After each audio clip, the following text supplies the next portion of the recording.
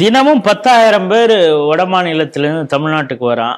ஆளுக்கு 2 கிலோ கஞ்சா எடுத்துட்டு வந்துடுறான். இந்த 10 வருஷமாக ஆட்சி பண்ணாங்க அதிமுக, அவங்க தடுத்திருந்தா இவ்வளோ கஞ்சாலாம் வந்திருக்காது தமிழ்நாட்டுக்கு அப்படின்னு தாமோ அன்பரசன் ஒரு பக்கம் பேசுகிறாரு. அதே கூட்டத்தில் கனிமொழி சோமு, NVN சோமுடைய மகள் டாக்டர் கனிமொழி, கவிஞர் கனிமொழி இல்லை, டாக்டர் கனிமொழி, அவங்க என்ன பேசுகிறாங்கன்னா, ஹிந்தி படித்தா என்ன கிடைக்கணும்னு பல பேர் கேட்குறாங்க. எதுக்கு ஹிந்தி படிக்கணும், படிக்கக்கூடாதா நீங்கள் அப்படின்னு. ஹிந்தி படித்தா கஞ்சாவும் பானிபூரியும் தான் வைக்க முடியும் அப்படின்னு அவங்களும். இது தொடர்ச்சியாக வட மாநிலத்தவர்களை இப்படி வன்மமாக இவங்க பேசுகிறத எப்படி பார்க்குறேன். ஒரு முறை ஸ்டாலின் அவர்கள் சொல்லியிருப்பாரு, எந்த அமைச்சர்களும் தன்னுடைய கட்டுப்பாட்டில் இல்லை அப்படி சொல்லியிருப்பார் இல்லையா. காலையில எந்திரிச்சாலே யாரு என்ன பேசுவாங்கன்னு தெரியல, தூக்கம் தொலைத்த சர்வாதிகாரி என்று தன்னை பற்றி சொல்லியிருப்பாரு. இப்ப நேரடியா ஸ்டாலின் அவர்களே நேரடியா குற்றம் சுமத்தி இருக்கிறார் தாமோ அன்பரசன். ஏன்னா நீங்க சொல்ற கணக்குப்படி பாருங்க, ஒரு நாளைக்கு 10,000 பேர் வராங்க பீகார்ல இருந்து, வட மாநிலங்கள்ல இருந்து. ஒவ்வொருத்தர் 2 கிலோ தலைக்கு கஞ்சா. ஒரு நாளைக்கு சென்ட்ரல் ரயில்வே ஸ்டேஷன் மூலமாக 20 டன் கஞ்சா.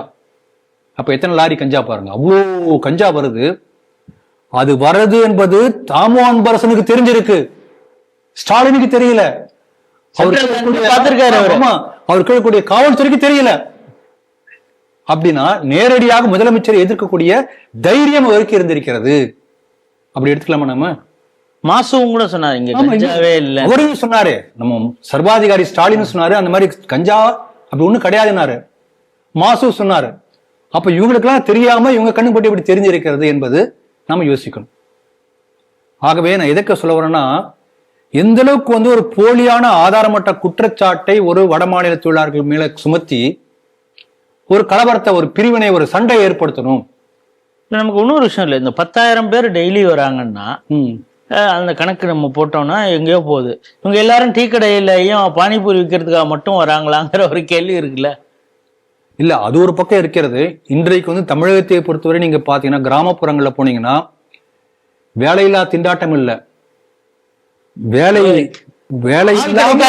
ஆட்களுக்காக திண்டாட்டம் தான். பல இடங்கள்ல நீங்க போய் இங்க நகரத்துல கடைகள்ல போனா கூட நிரந்தரமாக ஆட்கள் தேவை என்கின்ற பெயிண்ட்ல எழுதி வச்சிருக்கான்.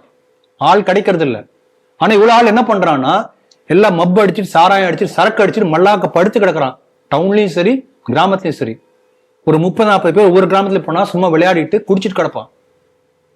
அவங்க வீட்டுல அவன் பொண்டாட்டியாரா வேலை செய்வாங்க. இப்படிதான் நடந்துட்டு இருக்கு. அப்ப இங்க தொழில் செய்வதற்கு தொழிலாளர்கள், லேபர் இங்க கிடையாது. நீங்க சொல்லக்கூடிய பானிபூரி விற்கக்கூடிய பீடாவாயங்கள் இங்க வராவிட்டால் தமிழ்நாட்டுல எந்த தொழிலுக்கும், கொத்தனார்ல இருந்து ஆரம்பிச்சு இந்த உழவு பணி கூட, நாத்து நடுறதுக்கு பல கிராமங்கள்ல வட மாநில தொழிலாளர் வேலை பண்றான். டீ எஸ்டேட்ல, பண்ருட்டியில முந்திரி பதனம் பண்ண இடத்துல, திருப்பூர் தொழிற்சாலைகள்ல, எந்த டிபார்ட்மெண்ட் போனாலும் சரி. அவங்க என்ன சொல்றாங்க, இங்க மேற்படிப்பு அப்படின்னு சொல்றோம் இல்லையா, டிகிரி லெவல், அது இங்க பெரிய லெவல்ல பூம் ஆயிடுச்சு. எல்லாரும் அதை படிச்சுட்டு இது போன்ற கூலி தொழிலுக்கு அவங்க எல்லாம் வேலை பார்க்கறதுக்கு தயாரா இல்ல. எல்லாம் ஏஐ எல்லாம் வந்துருச்சு. இப்ப அது போல இண்டஸ்ட்ரியில தான் அவங்க இருக்கிறாங்க. நீங்க இதுக்கு குறை சொல்லாதீங்க. சரி, அப்ப ஒரு பழமொழி இருக்கு, எல்லாரும் பல்லக்குல போகணும்னு நினைச்சா பல்லக்கு தூக்குறது யாரு அப்படின்னு ஒரு கேள்வி வரும். இப்படிப்பட்ட வேலைகளை செய்வதற்கு ஆட்கள் வேணும். அப்படிப்பட்ட ஆள் தமிழ்நாட்டுல யாரும் இல்ல. இருக்கிற ஆளு தூங்கிட்டு இருக்கான், மப்படிச்சுட்டு இருக்கான். அது செய்யறதுக்கு எங்க இருந்தோ நீ கொடுக்குற 700 ரூபாய் கூலிக்கு உட்காந்து 1500 ரூபாய் அளவுக்கு வேலை செஞ்சுட்டு ஒரு நாள் முழுக்க அங்கேயே தங்கிருந்து சோறு தின்னுட்டு அந்த காசையும் மிச்சம் எடுத்து ஊருக்கு அனுப்புறான். அப்படிப்பட்ட ஆட்கள் வரும்போது அவன் இல்லாட்டி என்ன ஆகும்? தமிழ்நாட்டுல தொழிற்சாலைகள், மற்ற தொழில்கள் ஸ்தம்பிச்சு போடும். எந்த இன்ஃப்ராஸ்ட்ரக்சர் ஒர்க்குமே இங்க நடக்காது. நிச்சயமா. ஆமா, இந்த மெட்ரோல இருந்து ஆரம்பிச்சு எல்லா லேபரும் இவங்க தான். அப்ப நீ இந்த மாதிரி எதிர்ப்பது மூலமாக என்ன சாதிக்க நினைக்கிறீங்க? நீ யோசனை பண்ணணும் இல்லையா? இன்னொன்னு, ஒரு சமூகத்தையே முழுக்க முழுக்க குற்றவாளிகளாக அந்த பரம்பரையே குற்றவாளி பரம்பரை என்று சொல்ல குற்றம் சுமத்துவது ஒரு சமூகத்துக்கு ஒரு தப்பு இல்லையா? ஆனா இவங்களுக்கு எலெக்ஷனுக்கு வேலை பார்க்க வட மாநிலத்தில் அவர் பீகார்ல இருந்து அவர் மட்டும் வரணும், அப்ப மட்டும் வரணும். அப்ப அவர் கஞ்சா அடிச்சுட்டு வந்தாரான்னு தெரியலையே. இப்போ வட மாநிலம்னா ராகுல் கூட தான் வட மாநிலத்தவர், கன்னியாகுமரி கஞ்சா வித்துட்டே போனாரான்னு நமக்கு தெரியல.